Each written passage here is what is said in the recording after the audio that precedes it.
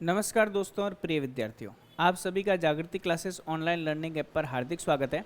आज हम बात करेंगे कक्षा 11 के गणित विषय के दूसरे चैप्टर संबंध एवं फलन के बारे में। तो आज का हमारा जो टॉपिक है वह है संबंध एवं फलन। ठीक है, संबंध एवं फलन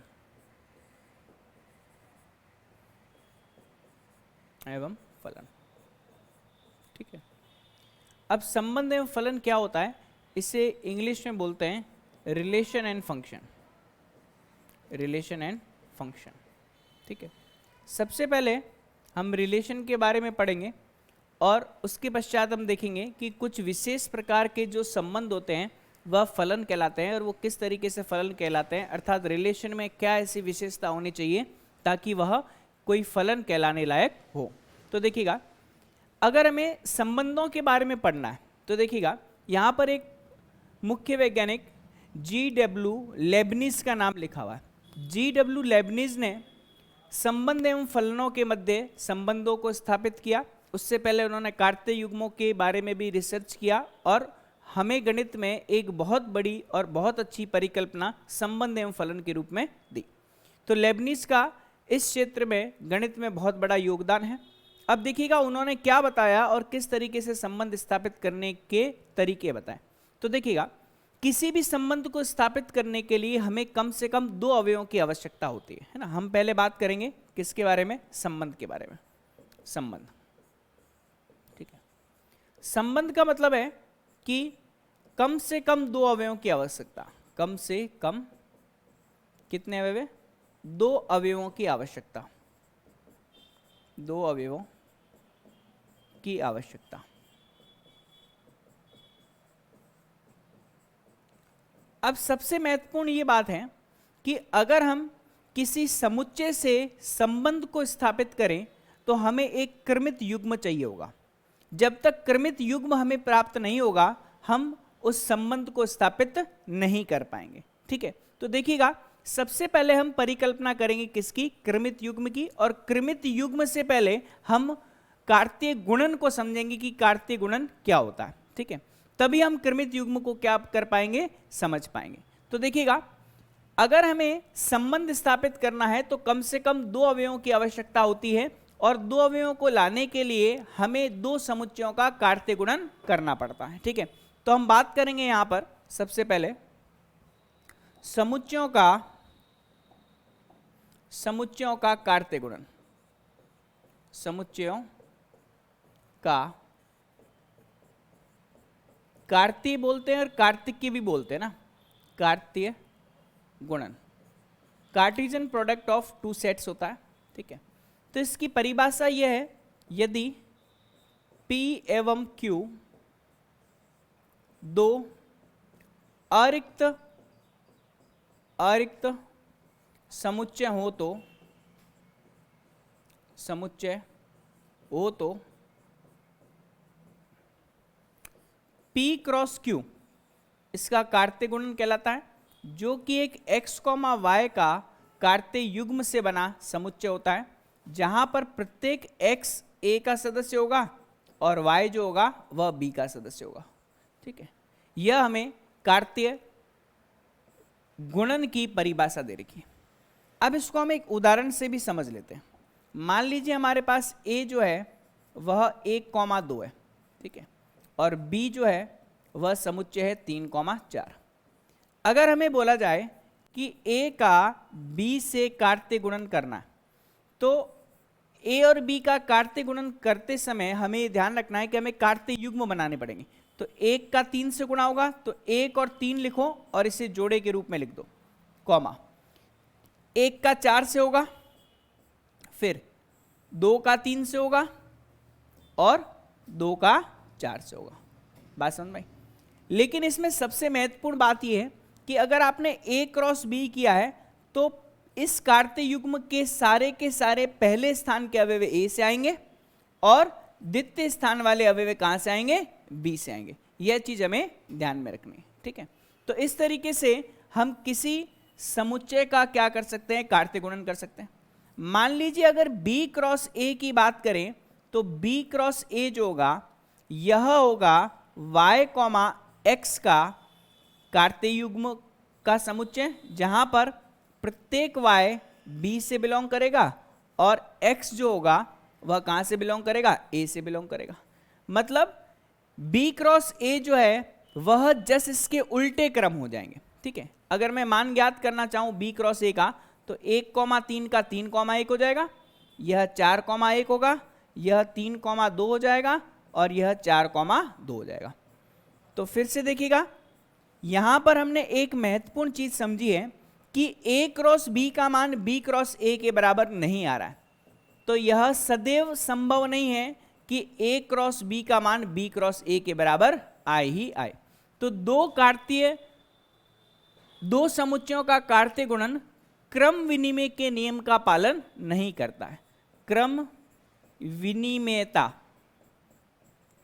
विनिमयता का यह पालन नहीं करता है, यह आपको ध्यान रखना, ठीक है।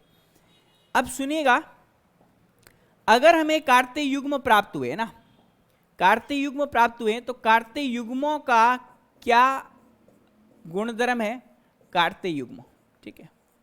मान लीजिए एक कार्तीय युग्म x, y है, यदि यह दूसरे कार्तीय युग्म a, b के बराबर है, ठीक है। कार्तीय युग्मों की समानता का प्रतिबंध,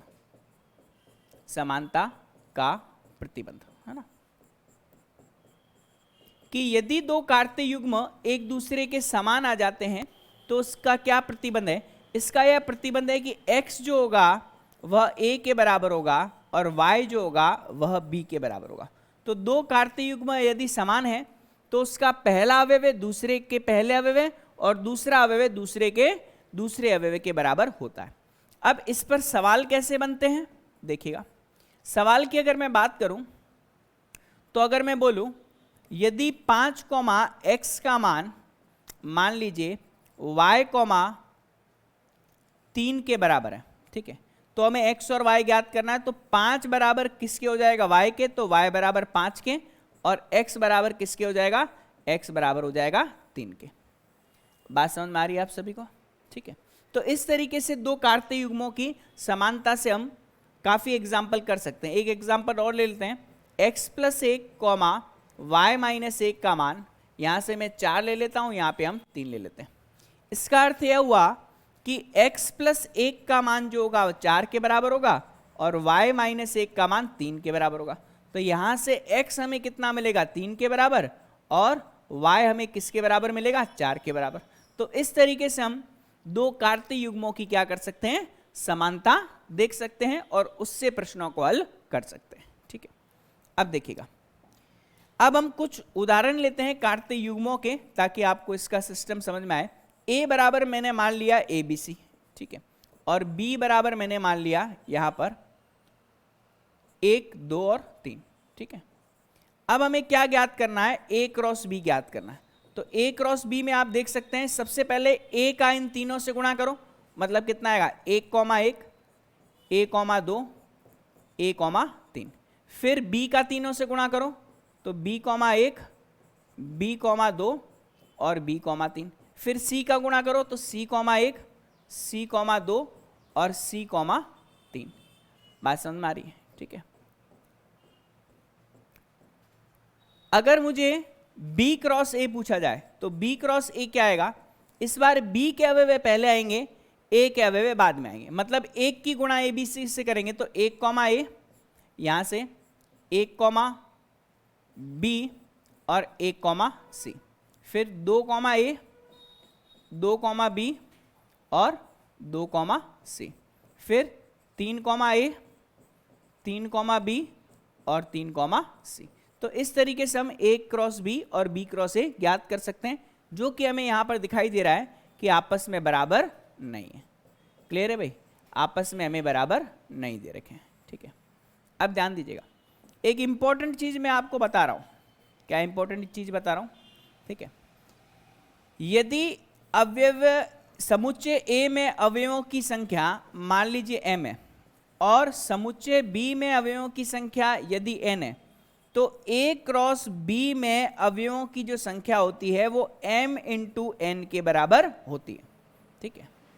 अब आप खुद देख सकते हो, ए में 3 है, बी में भी 3 है, तो ए क्रॉस बी में कितने हो जाएंगे? 3 गुणा 3 9 हो जाएंगे। ठीक है, इससे पहले वाला एग्जाम्पल भी मैंने आपको बताया, क्या ए में 2 है, बी में 2 है, तो ए क्रॉस बी में कितने हो जाएंगे? 4 अवयव हो जाएंगे। ठीक है, अब यहां पर मैं एक एग्जाम्पल आपको बताता हूं, देखिएगा। एक एग्जाम्पल हम देखते हैं। मुझे बोला जाता है यदि n ऑफ a का मान 25 है और n ऑफ b का मान 4 है, तो n of a cross b का मान किसके बराबर होगा? तो आपका आंसर क्या होना चाहिए कि एक में 25 अवयव हैं, एक में 4 अवयव हैं, तो a क्रॉस b में अवयवों की संख्या कितनी हो जाएगी? 25 गुणा 4, मतलब कितने अवयव हो जाएंगे? 100 अवयव अपने को देखने को मिलेंगे। बात समझ में आ रही कि नहीं? क्लियर है भाई सभी को, है ना? तो इस तरीके के प्रश्न हमें जनरली पूछे जाते हैं। ठीक है, अब देखिएगा नेक्स्ट में हमें क्या बोला गया है, ये हमने परिभाषा देख ली है। अब इसके पश्चात यहां पर कुछ गुणधर्म भी दे रखे हैं, उन गुणधर्मों को भी हम देख लेते हैं, जो कि हालांकि मैंने इनमें से काफी कुछ आपको बता दिए हैं। ठीक है, देखिएगा, दो क्रमित युग्म समान होते हैं यदि उनके संगत प्रथम घटक समान हो और संगत द्वितीय घटक भी समान हो। मैंने बताया x y का मान a b के बराबर। यदि a में p अवयव है और b में q अवयव है, तो a क्रॉस b में अवयवों की संख्या p इंटू q होती है। a तथा b अरिक्त समुच्चय है, a या b में से कोई अपरिमित है, तो a क्रॉस b भी क्या होगा? अपरिमित समुच्चय होगा। कहने का मतलब यह है कि यदि a या b में से कोई समुच्चय अपरिमित है ना, कोई समुच्चय क्या है? अपरिमित है, तो a क्रॉस b क्या होगा? अपरिमित होगा। कहने का मतलब है कि अगर दोनों में से किसी एक में अवयवों की संख्या अनंत आ जाती है, तो a क्रॉस b में भी अवयवों की संख्या क्या हो जाएगी? अनंत हो जाएगी। अगर मैं बोलता हूं यहां पर 3 का, मान लीजिए a क्रॉस a 3 का अगर हमने कार्तीय गुणन करना है, तो हमारे पास यहां पर 3 अवयव मिलेंगे a b c, है ना, जिसे हम क्या बोलेंगे? युग्म नहीं बोलेंगे या त्रिक बोलेंगे, जहां पर a का मान कैपिटल A और b का मान कैपिटल A और c का मान भी कैपिटल A से आएगा। क्योंकि a क्रॉस a हमने किया है, तो इस तरीके से हमें पहला अवयव भी a से आएगा, दूसरा भी a से आएगा और तीसरा भी किससे आएगा? a से आएगा। त्रिविमीय निर्देशांक ज्यामिति में इस चीज का बहुत प्रयोग होता है, जो आगे आकर के हम देख सकते हैं। इससे हम क्या बोलते हैं? क्रमित त्रिक के नाम से भी जानते हैं। ठीक है, ये चीज आपको समझ में आ गई होगी। अब यहां पर कुछ प्रश्न दे रखे हैं, उन प्रश्नों को हम एक एक करके देखते हैं। देखिएगा ये क्या प्रश्न है। पहला प्रश्न हमें दे रखा है, यहां से देखिएगा, यदि x प्लस वाई का मान, उदाहरण नंबर 1 दे रखा है, यदि x प्लस वाई का मान कॉमा y माइनस 2, इसका जो मान है वह 3,1 के बराबर दे रखा है, तो हमें x एवं y के मान जो है वो ज्ञात करना है। ये हमारा क्या है? एग्जाम्पल नंबर 1 है। ठीक है, x और y के मान, अभी मैंने आपको बताया कि यदि दो क्रमित युग्म आपस में बराबर हैं, तो उनके संगत घटक भी बराबर होंगे। मतलब x प्लस 1 का मान तुलना करने पर क्या प्राप्त होगा? तुलना करने पर x प्लस 1 का मान 3 के बराबर आएगा और y माइनस 2 का मान 1 के बराबर आएगा। तो x बराबर आ जाएगा 2 के और y बराबर आ जाएगा किसके? 3 के। छोटा सा सवाल है, बच्चा क्वेश्चन है। दूसरा प्रश्न, p बराबर abc है और q बराबर r है, तो p क्रॉस q और q क्रॉस p ज्ञात कीजिए। तो ये एग्जाम्पल नंबर 2 आसान है। p का मान जो है वो हमें abc दे रखा है और q का मान हमें किसके बराबर? r के बराबर दे रखा है। तो हमें p क्रॉस q ज्ञात करना है। तो p क्रॉस q का मतलब क्या है? a, r, b, r और c, r। ठीक है, इनके बीच में भी कॉमा लगाते हैं। और Q क्रॉस P का मान यह आएगा R comma A, R comma B और R कॉमा C। ठीक है, तो इस तरीके से P क्रॉस Q और Q क्रॉस P हमने देखा जो कि आपस में बराबर नहीं है ना। मैंने आपको पहले ही बताया P क्रॉस Q का मान बराबर नहीं होता है Q क्रॉस P के, है ना। क्लियर है? चलिए नेक्स्ट हम देखते हैं हमारा अगले प्रश्न में हमें क्या बोला गया है। ABC हमें दे रखा है, देखिएगा ABC हमें दे रखा है, एग्जाम्पल नंबर 3। अब ये प्रैक्टिस के लिए है ना। A का मान हमें कितना दे रखा है, 1,2,3 दे रखा है। B का जो मान है वो हमें दे रखा है 3,4 दे रखा है। और C का जो मान है वो हमें दे रखा है 4,5,6। ठीक है, अब हमें ज्ञात करना है एक एक चीजें। पहला ज्ञात क्या करना है, A का क्रॉस करना है हमें B इंटरसेक्शन C से। ठीक है, तो मैं A लिख देता हूं 1,2,3, है ना। इसका क्रॉस करना है B इंटरसेक्शन C से। तो B और C में देखिए उभयनिष्ठ क्या है, 3 4 4 5 6, तो केवल कितना आएगा यहां पर 4 आएगा। तो जैसे ही मैं क्रॉस करूंगा तो 1 4 प्राप्त होगा, फिर कितना प्राप्त होगा 2 4, और फिर कितना प्राप्त होगा 3 4 के बराबर। ठीक है, उसी तरीके से इसका सेकंड भाग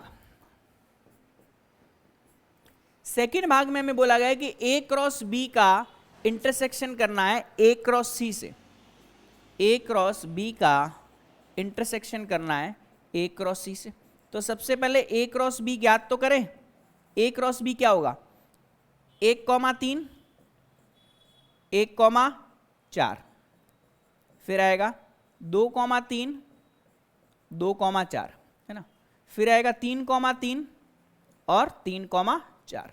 ठीक है, फिर हमें B cross A cross C ज्ञात करना है ना। तो A क्रॉस C कितना होगा, A का C से क्रॉस करेंगे तो ये आएगा हमारे पास 1,4, A का C से 1,5 1,6, फिर 2,4 2,5 और 2,6, फिर 3,4 3,5 और 3,6। ठीक है जी, अब हमें इनमें इंटरसेक्शन लेना है, मतलब कि हमें क्या लेना है, उभयनिष्ठ लेना है। तो A क्रॉस B का इंटरसेक्शन हम कर रहे हैं A क्रॉस C से, है ना भाई। यहां तक क्लियर है भाई सभी को, है ना। अब क्या आएगा, इंटरसेक्शन का मतलब उभयनिष्ठ। 1,3 इसमें चेक करो, क्या 1,3 इसमें है, क्या नहीं है। 1,4 इसमें है, जी हाँ 1,4 है, तो 1,4 एक अवयव तो आ गया। फिर 2,3, कहीं 2,3 दिखाई दे रहा है, नहीं। 2,4 कहीं 2,4, बिल्कुल 2,4 दिखाई दे रहा है। ठीक है, फिर 3,3 कहीं 3,3 नहीं है। 3,4, जी हाँ 3,4 दिखाई दे रहा है। ठीक है, तो इस तरीके से इनमें क्या आ जाएगा, उभयनिष्ठ आ जाएगा। ठीक है, अब नेक्स्ट में हमें दे रखा है क्या, अगला A cross B union C का मान हमें ज्ञात करना है। किसका मान ज्ञात करना है, A क्रॉस, इसका तीसरा भाग, A cross B union C का मान। A cross B union C के मान में देखिएगा, A का मान हमें पता है, B यूनियन C हम ज्ञात कर लेते हैं। B यूनियन C कितना आएगा भाई, B का C से अगर हम यूनियन करें, है ना, तो 3 4 और 4 5 6 में, तो ये कितना आएगा 3 4 5 और 6 आएगा। ठीक है, अब A कितना दे रखा है, 1 2 3 1 2 3। अब इसका क्रॉस करना हमें किससे, 3 4 5 और 6 से। अवयव कितने आएंगे, 3 इसमें 4 इसमें, तो टोटल अवयव आ जाएंगे 12। तो देखते हैं एक एक करके। सबसे पहले 1,3, फिर आएगा 1,4, फिर आएगा 1,5, फिर आएगा 1,6, फिर आएगा 2,3 2,4 2,5 2,6, फिर आएगा 3,3 3,4 3,5 और 3,6। तो इस तरीके से हमने यह मान ज्ञात कर लिया। अब लास्ट अपने को चौथा भाग दे रखा है ना। चौथा भाग देखिएगा, चौथे भाग में हमें बोला गया है ए क्रॉस बी का यूनियन ज्ञात करना है ए क्रॉस सी से। ठीक है, ए क्रॉस सी से, यहां पे क्रॉस है, देखिएगा ए क्रॉस सी से। तो सबसे पहले ए क्रॉस बी और ए क्रॉस सी हम ज्ञात कर सकते हैं, तो ये आसान है, कोई दिक्कत वाली बात नहीं है, ये आप हल कर लेना। ए क्रॉस बी और ए क्रॉस सी ज्ञात कर लो और उसका क्या निकाल लो, यूनियन निकाल लो। बहुत आसान सा कॉन्सेप्ट है। चलिए, हालांकि इसमें दे भी रखा है हल, कोई दिक्कत वाली बात नहीं है। नेक्स्ट देखिएगा, प्रश्न क्रमांक चौथा। चौथे प्रश्न में बोला गया है, एग्जाम्पल चौथा है, ये एग्जाम्पल मैं इसलिए करवा रहा हूं क्योंकि अंदर आने वाली प्रश्नावलियां कहीं ना कहीं इस एग्जाम्पल से ही प्रेरणा लिए हुए हैं। तो P का मान हमें किसके बराबर दे रखा है, 1,2 के बराबर दे रखा है। ठीक है, तो हमें ज्ञात क्या करना है, P क्रॉस P ज्ञात करना है। तो P क्रॉस P का मतलब है सबसे पहले 1,2 का क्रॉस करेंगे 1,2 से, फिर क्रॉस करेंगे 1,2 से, है ना। यह कक्षा 10वीं में प्रायिकता में भी आता था, हेड टेल वाला, 3 सिक्कों को उछालने वाला, है ना। तो अब देखिएगा, सबसे पहले हम इसको हल करेंगे तो 1,1 आएगा, 1,2 आएगा, 2,1 आएगा, 2,2 आएगा, फिर इसका क्रॉस कर रहे हैं 1,2 से ना, 10वीं में किया था ना HT वाला, है ना।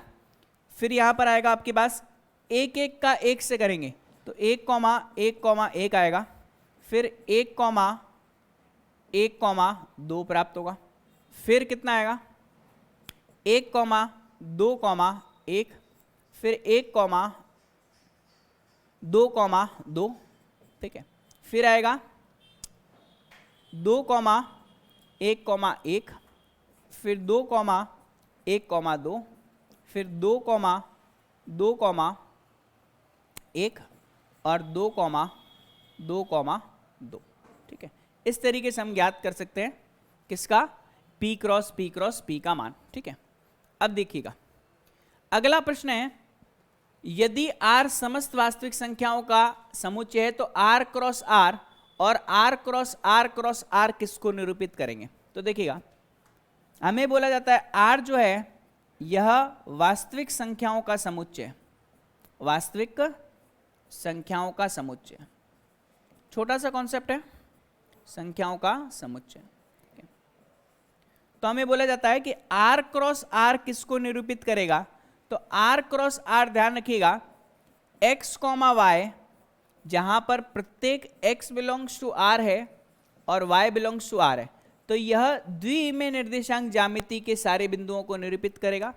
और यदि R क्रॉस R की हम बात करेंगे तो हमें प्राप्त होगा x, y, z, है ना, जहां पर प्रत्येक x बिलोंग्स टू R है, y बिलोंग्स टू R है और z बिलोंग्स टू R है।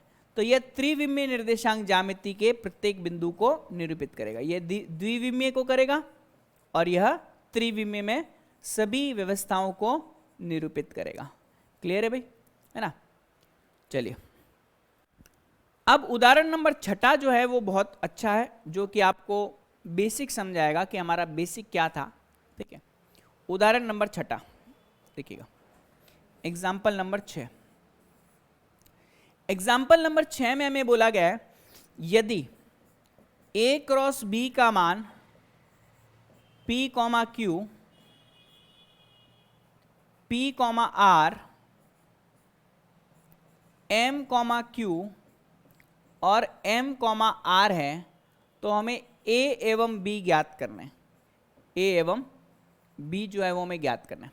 तो देखिएगा, A क्रॉस B है तो पहले स्थान के जितने भी अवयव होंगे वो A से आएंगे, तो A का मान क्या आएगा, P, कितना, M आएगा। ठीक है, और द्वितीय स्थान के अवयव B से आते हैं तो ये कितना आएगा, Q, R आएगा। बात समझ में आ रही नहीं? जैसे आप इसका क्रॉस करोगे तो पुनः आपको यही व्यवस्था प्राप्त हो जाएगी। तो A में जो आपके अवयव आएंगे PM आएंगे और B में कितने आएंगे, आपके QR अवयव आ जाएंगे। ठीक है भाई, यहां तक सभी को समझ में आ गया, तो यहां तक कोई दिक्कत वाली बात नहीं है। अब प्रश्नावली 2.1 का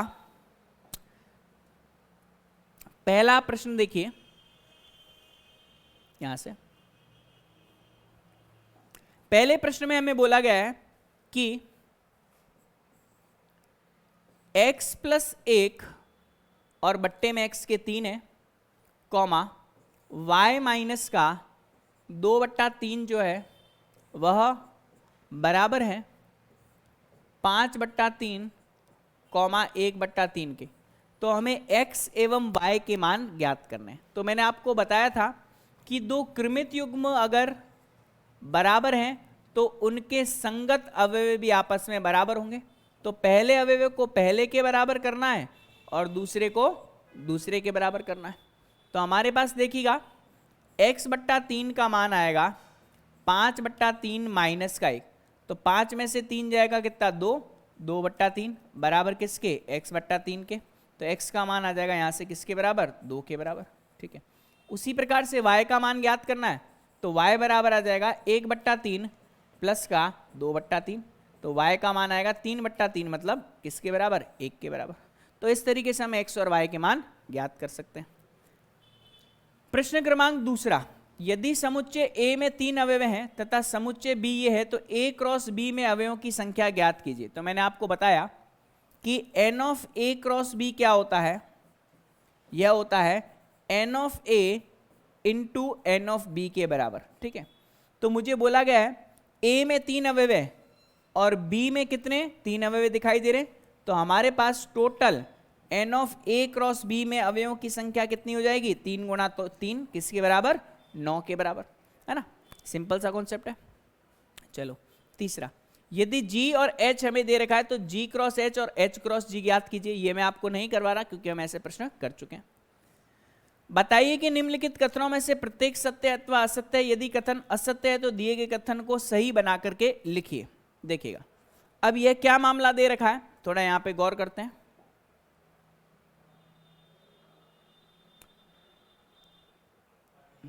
हमें बोला गया चौथे प्रश्न में, प्रश्न क्रमांक 4 में, चौथे प्रश्न में बोला गया है कि यदि P बराबर हमें दे रखा है M, N, ठीक है, और Q बराबर दे रखा है हमें N, M, ठीक है। तो P क्रॉस Q का मान, तो देखिएगा P क्रॉस Q हमें दे रखा है क्या, MN, NM, लेकिन हम जानते हैं कि ऐसा संभव नहीं होगा। इसमें अवयव 2 हैं, इसमें अवयव 2 हैं, तो P क्रॉस Q में कितने अवयव होंगे, 4 होंगे। तो यह क्या है, असत्य है। असत्य है तो सत्य वाला हम बना देते हैं। P क्रॉस Q का मान किसके बराबर आएगा, सबसे पहले M की N से करेंगे तो MN आएगा, फिर M की M से करेंगे तो M, M आएगा, फिर N की N से करेंगे तो N, N आएगा, फिर N की M से करेंगे तो N, M प्राप्त होगा। तो इस तरीके से हमें टोटल P क्रॉस Q में कितने अवयव मिल जाएंगे, 4 अवयव मिल जाएंगे। चलिए अब नेक्स्ट में देखते हैं। इसका दूसरा प्रश्न देखिएगा, हमें बोला गया है यदि A और B अरिक्त समुच्चय हैं, यदि A और B अरिक्त समुच्चय है तो A क्रॉस B क्रमित युग्म x, y का एक अरिक्त समुच्चय इस प्रकार है कि x बिलोंग्स टू A और y बिलोंग्स टू B। बिल्कुल सही है, यह तो हमारे पास कार्त्य गुणन की परिभाषा ही थी, बिल्कुल सही है। तीसरा, यदि A बराबर 1,2 है, B बराबर 3,4 है, तो क्या A क्रॉस का B इंटरसेक्शन फाई जो होगा वो फाई होगा कि नहीं होगा। तो देखिएगा हमें यहां पर बोला गया है A क्रॉस का B इंटरसेक्शन फाई, ठीक है।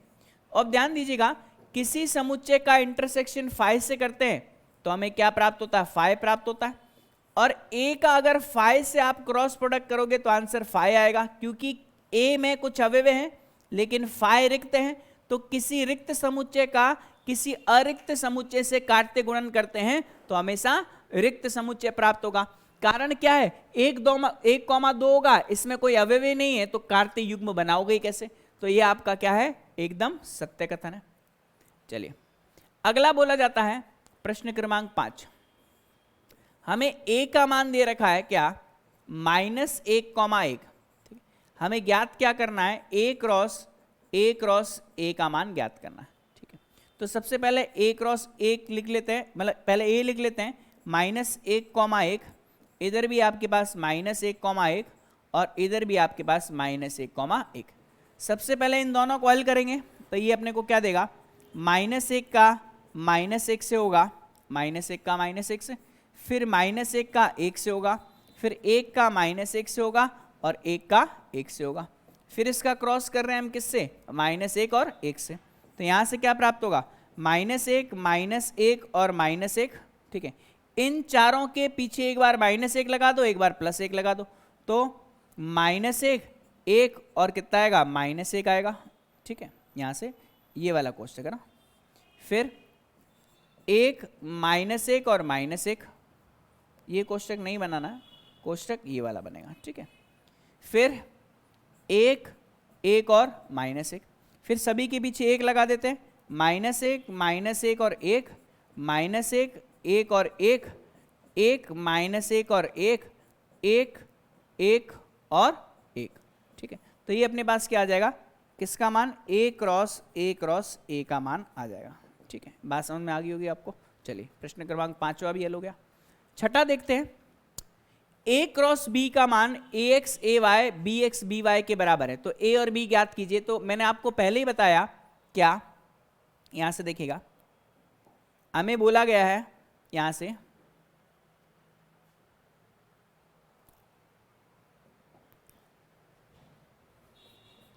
a क्रॉस b का जो मान है, प्रश्न क्रमांक कौन सा हमारे पास, छठा, a क्रॉस b का मान है हमारे पास क्या, ax ay,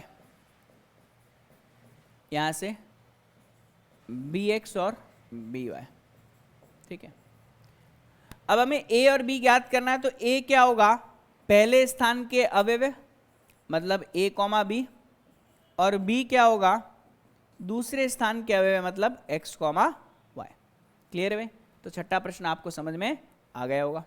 सातवां देखिएगा, मान लीजिए a बराबर b बराबर c और d दे रखा है, सत्यापित कीजिए, सत्यापित कीजिए क्या, a cross b intersection c का मान इसके बराबर होगा, और दूसरा a cross c b cross d का क्या है, एक उप समुच्चय, हमें यह सत्यापित करना है। ठीक है, देख लेते हैं इसको भी, कोई मुश्किल चीज नहीं है, आसानी है। देखिएगा,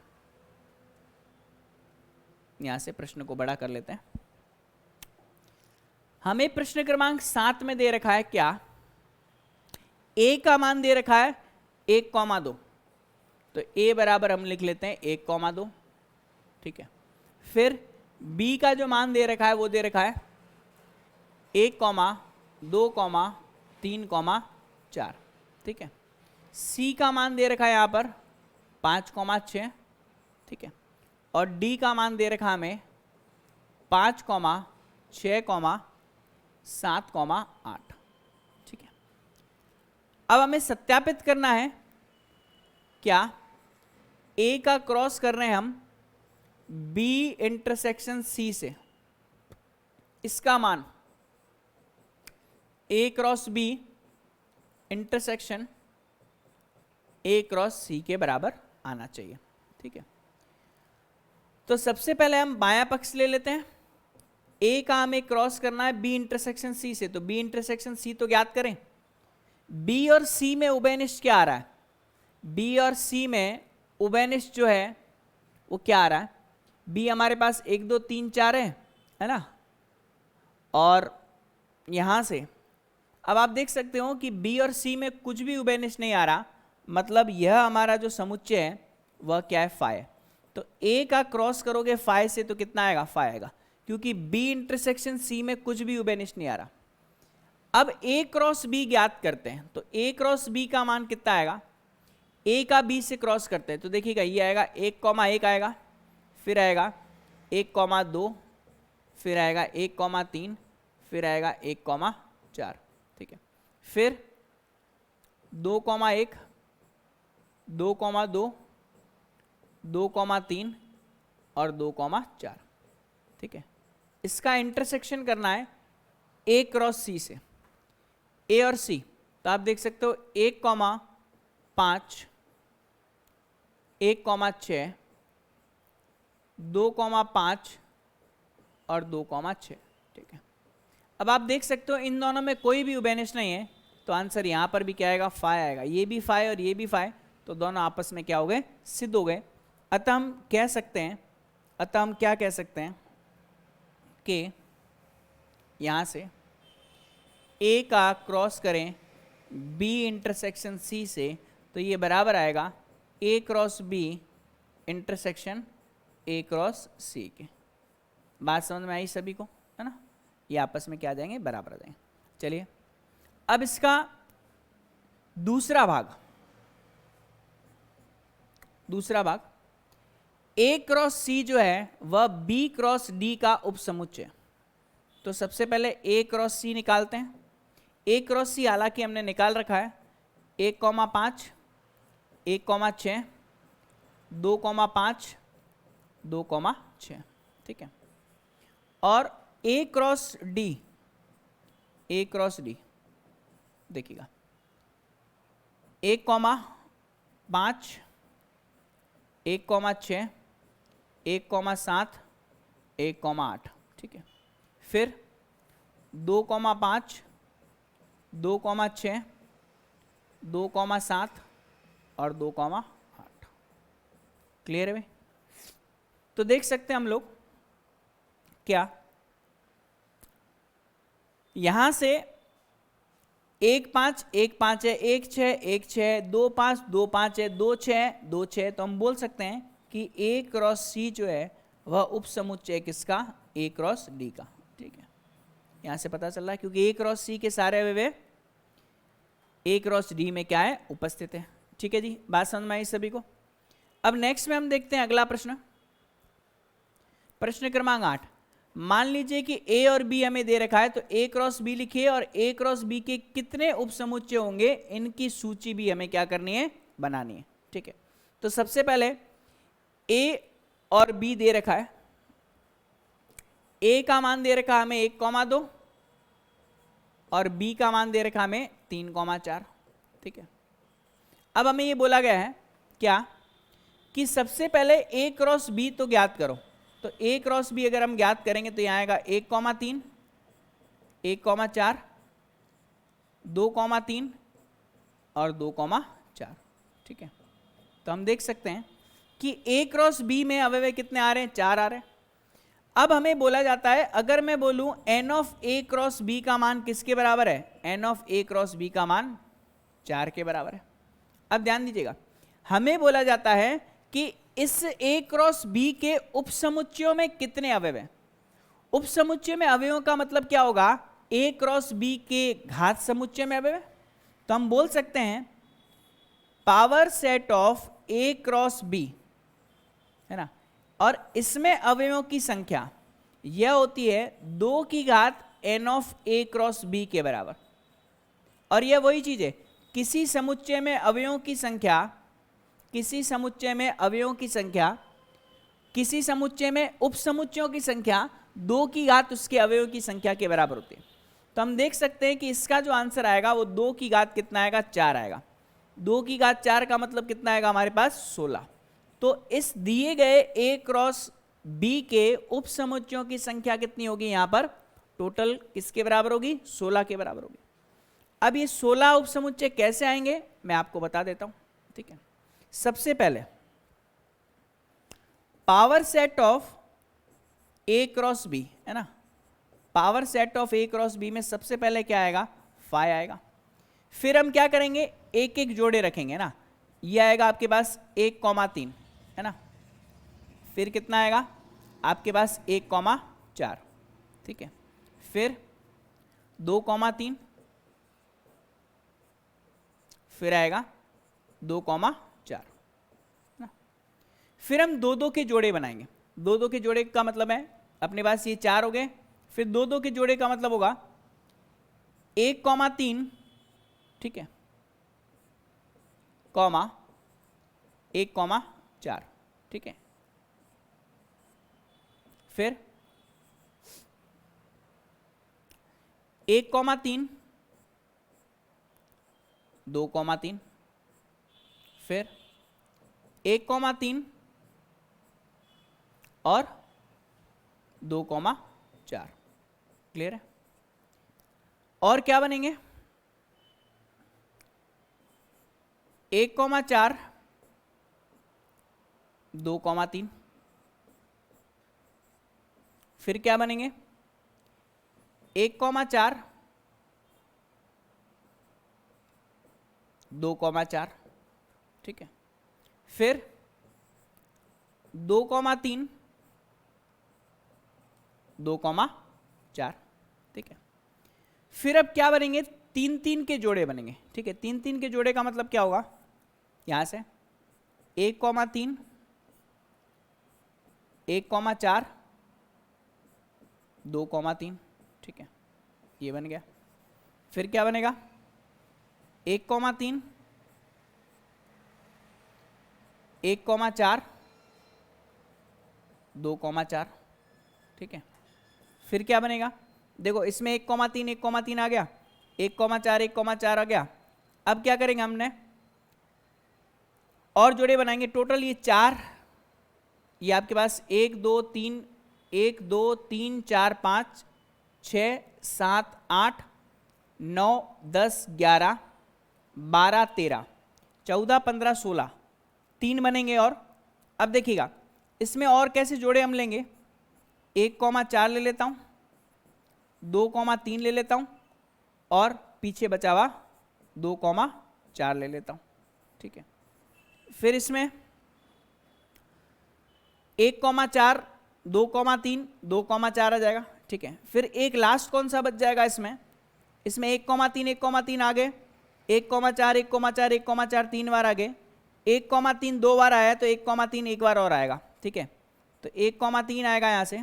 ठीक है, 1,3 आ गया। फिर हम 2,3 ले लेते हैं और 2,4 ले लेते हैं। ठीक है। और लास्ट में बन जाएगा हमारे पास 1,3, 1,4, 2,3, 2,4, 4 अवयव साथ में। ठीक है। तो इस प्रकार से हम क्या बना सकते हैं? इन सभी के उपसमुच्चय बना सकते हैं। थोड़ी सी प्रैक्टिस सही होगी, सारा मामला आपको समझ में आ जाएगा। और अवयवों की संख्या कितनी होगी? यहाँ पर 16 होगी। ठीक है भाई, ये हो गया हमारे। प्रश्न क्रमांक 9। मान लीजिए कि a और b दो समुच्चय, n ऑफ a का मान 3 है, n ऑफ b का मान 2 है। यदि x, 1, y, 2 और z, 1 a क्रॉस b में है तो a और b को ज्ञात कीजिए जहां x, y और z भिन्न भिन्न अवयव हैं। ये बहुत महत्वपूर्ण है, देखिएगा। n ऑफ a का मान 3 है और n ऑफ b का मान 2 है। यहां से देखिएगा, n ऑफ a का मान जो है वो 3 है और n ऑफ b का मान जो है वो कितना है? 2 है।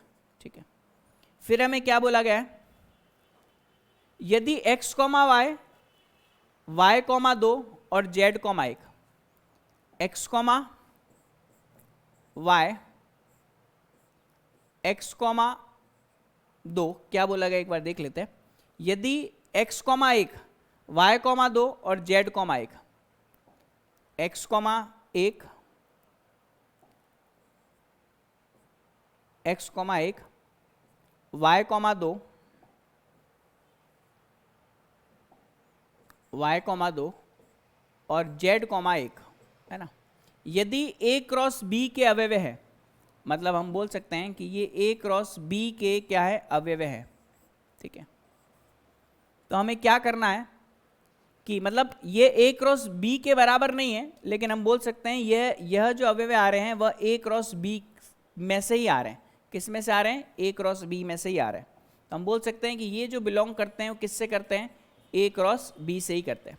तो हमें a और b का मान ज्ञात करना है। तो ध्यान दीजिएगा थोड़ा, अगर हम a लेंगे और b लेंगे, है ना। a क्या है? पहले स्थान के अवयव है, मतलब x आएगा, y आएगा, z आएगा। तो a में आ जाएगा x, y, z।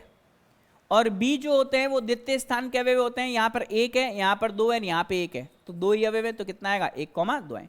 टोटल 6 आएंगे अवयव, लेकिन 6 में से कोई 3 हमें दे रखे हैं ताकि हमें a और b ज्ञात हो सके। तो यह प्रश्न क्रमांक शायद 9वां था, तो ये हमारा कंप्लीट हो गया। ठीक है, बात समझ में आई सभी को? प्रश्न क्रमांक 9वां कंप्लीट है। 10वां देखते हैं। कार्तीय गुणन a क्रॉस a में 9 अवयव हैं जिनमें -1, 0 और 0, a उपस्थित है। ठीक है। देखिएगा,